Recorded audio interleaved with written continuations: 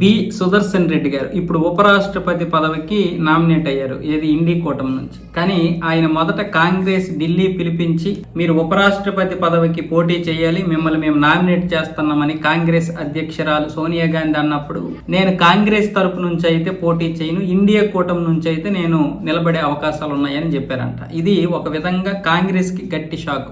అంటే ఆయన ఏమి కాంగ్రెస్ ని వ్యతిరేకించారో లేదో తెలియదు కానీ కాంగ్రెస్ తరపున మాత్రమే అయితే నేను చేయను, మొత్తం ఇండి కూటమి మొత్తం ఆమోదం తెలిపాకే నేను చేస్తానని ఢిల్లీలోనే ఈ విషయాన్ని స్వయంగా చెప్పానంటూ సుదర్శన్ రెడ్డి గారు అయితే ఈ రోజు ఒక సమావేశంలో ఈ సంచలనమైనటువంటి వ్యాఖ్యలు చేశారు.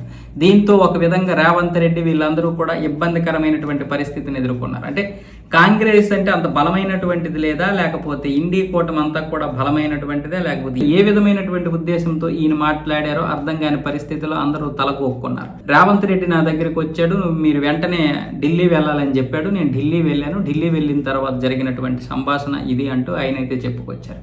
ఈ 10 రోజుల కాలంలోనే నేను చాలా ముదిరిపోయా, మీడియాతో ఎలా మాట్లాడాలో తెలుసుకున్నాను, అలాగే ప్రతిపక్షాలకి ఏ విధంగా కౌంటర్ ఇవ్వాలో తెలుసుకున్నానంటూ ఆయన అయితే చమత్కరించారు. అలాగే ప్రతిపక్ష పార్టీలు నన్ను తిడితే నేను వెనక్కి తగ్గుతానని అనుకున్నారేమో, నేను వెనక్కి తగ్గే ప్రసక్తే లేదు, నేను చాలా నేర్చుకున్నాను ఇప్పుడు రాజకీయాల్లో, ఇంతకుముందు నా తీర్పు చదివితే మీకు తెలిసేది నేనేంటో తెలిసేదంటూ ఆయన అమిత్ షాకి కూడా ఒక కౌంటర్ అయితే ఇచ్చారు.